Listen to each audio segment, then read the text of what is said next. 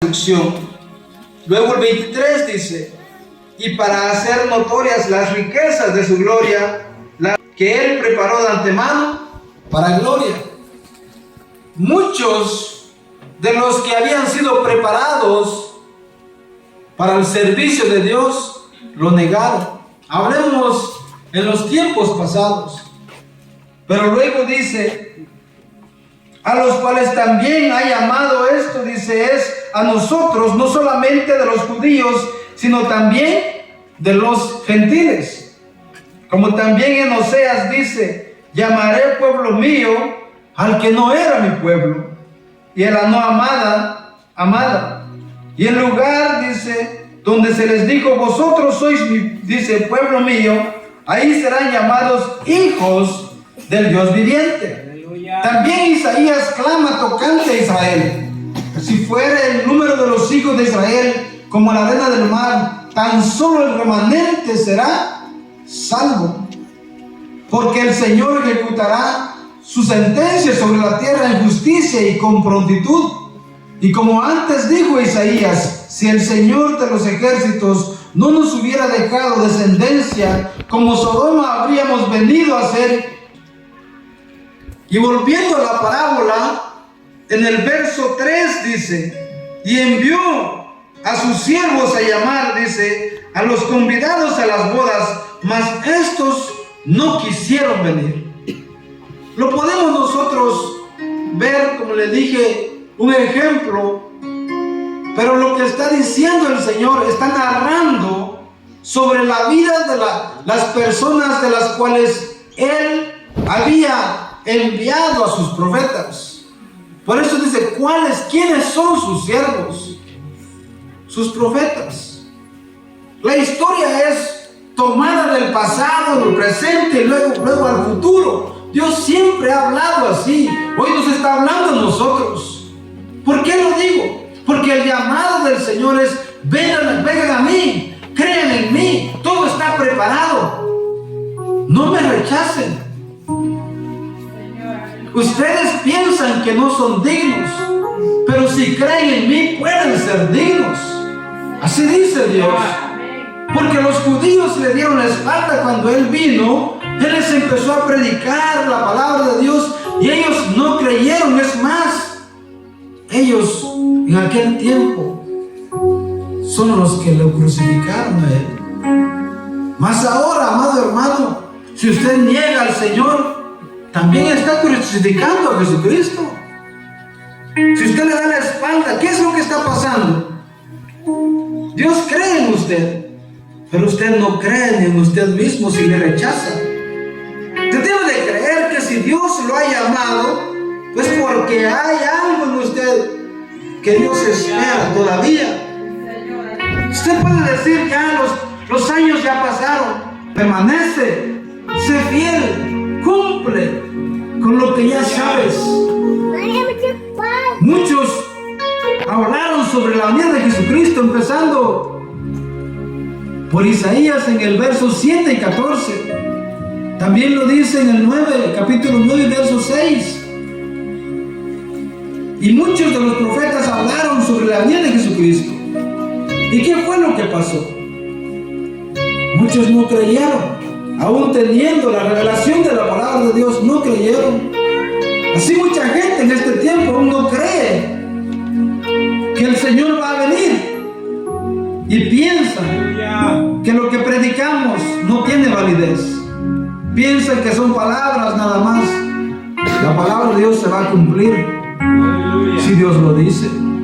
Dios no es un hombre como yo, como usted. Dios es Dios sobre todas las cosas. Y con el poder de su palabra las cosas pueden crearse. Nosotros debemos de venir al Señor siempre con un corazón dispuesto para el servicio de Él. ¿Qué es lo que Dios nos pide a nosotros? Un arrepentimiento. Como les digo siempre, un cambio de vida.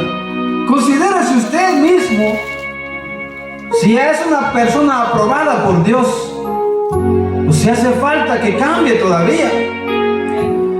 Muchos de los que predicaron la palabra de Dios murieron aún no viendo la promesa, que el cual es la venida del Señor. Hablo de Jeremías, de Isaías, de Moisés. Todos estos murieron esperando la venida del Señor. En el tiempo de la venida del Señor, los que aún sabían y conocían los primeros libros de la Torá, dijeron: este no es, porque es hijo de José. Lo mismo pueden pensar ustedes al estar sentados ahí, que cuando alguien predica, él no está predicando la verdad.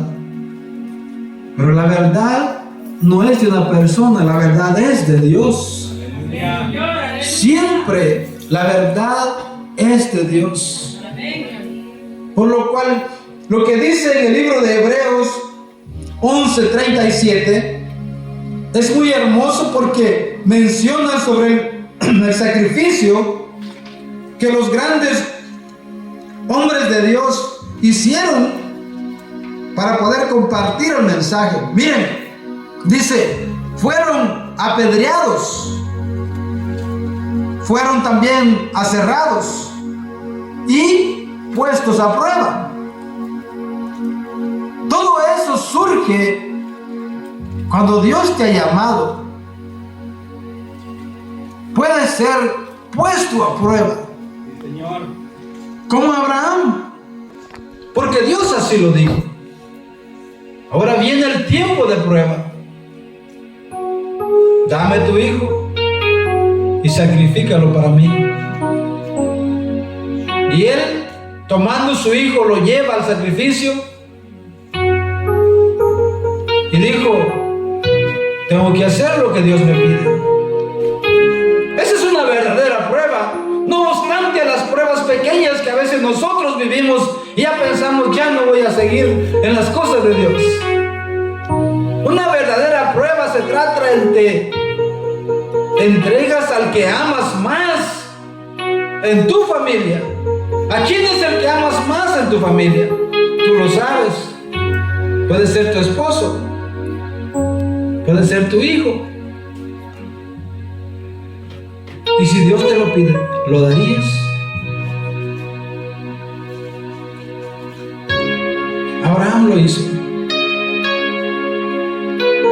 Y yo veo a través del tiempo, mucha gente se entristece por las cosas de las cuales Dios nos permite pasar.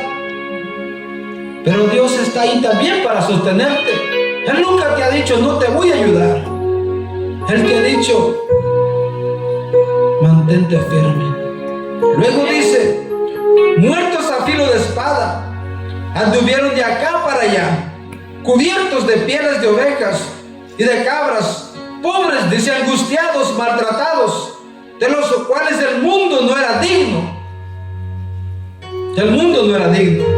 Errando por los desiertos, por los montes, por las cuevas y por las cavernas de la tierra. Y todos estos, aunque alcanzaron un buen testimonio es que tú perseveras y te mantienes.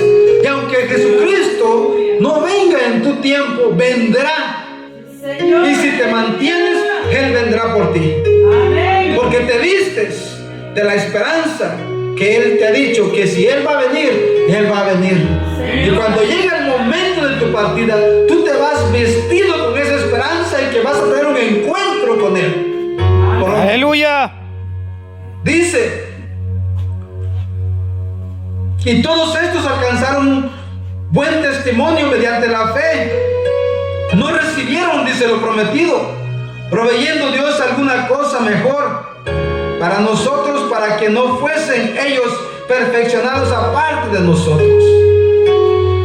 Todo esto se escribió como testimonio por usted, por mí y por los que han de venir después, dijo Jesús, para que ellos vean y conozcan que Dios es un Dios no de palabras como nosotros. Es amén. Un Dios de promesas, y Él siempre cumple todas sus promesas. Aleluya. Lo que Dios había hecho con el joven José era un sueño y que se iba a revelar conforme al tiempo. Veo en esa historia a un padre que se lamentaba, dice, hasta la muerte. porque él pensaba, por mi culpa mi hijo murió, porque a José lo daban por muerto. Hablando del libro de Génesis en el capítulo 37. Estoy hablando de José cuando lo vendieron sus hermanos, cuando lo metieron en una cisterna. El papá de José era Jacob, y él lloraba por su hijo, porque él fue el que lo envió a ver a sus hermanos. Y él decía, por mi culpa mi hijo murió, y vivió aferrado mucho tiempo, mas el plan de Dios era sobre todo. Amén. Aleluya. Y Jacob dice, he vuelto a la vida. Todo lo que Dios hace tiene un propósito muy grande en la vida. Sé que todos nosotros hemos perdido un familiar. Yo lo he hecho. Pero ¿saben? Si todavía tienes aire, buenos pulmones para respirar, recuerda que Dios te lo ha dado todavía. Alégrate. Alégrate porque todavía respiras.